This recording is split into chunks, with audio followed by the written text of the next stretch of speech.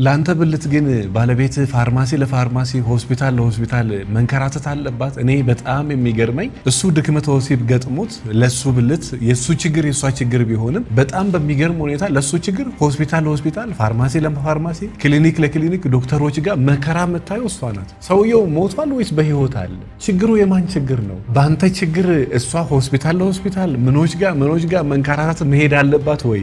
እኔ በጣም በሚገርመኝ ድክመተ ወሲብ እንግዲህ በጣም ብዙ ሚሊዮን ሰዎች ጋር በአለማችን ላይ የተወሰኑ ሰዎች ላይ ድክመተ ወሲብ አለ። ኖርማል ነገር እንደሌላው ችግር ኖርማል ችግር ዶክተሮች ጋር ሄዶ ማናገር ይችላል እና ሁሉም ሰዎች የሚሆነው የግል ዶክተር ቢያጣ እንኳን የሚያማክረው የሆነ ዶክተር አቅራቢያው ላይ አያጣም። ይሄንን ነገር አፍ አውጥቶ መናገር እየተቻለ ቤቱን እስከሚያፈርስ ትዳሩን እስከሚያፈርስ ሚስትየው ተሳቃ ሆስፒታል። እኔ ለዚህ ሴቶችን እንዴት እንደማደንቃቸው እውነቴን ነው። ሴቶች በተፈጥሮ ከወንድ በላይ በጣም በሳላ። ይሄ ማን ክደው ሀቅ የሆነ ችግር ሲፈጠር ልክ ባይሆን እንኳን ለምን ጉድጓድ አይሆንም? ለምን ገሃነም አይገባም?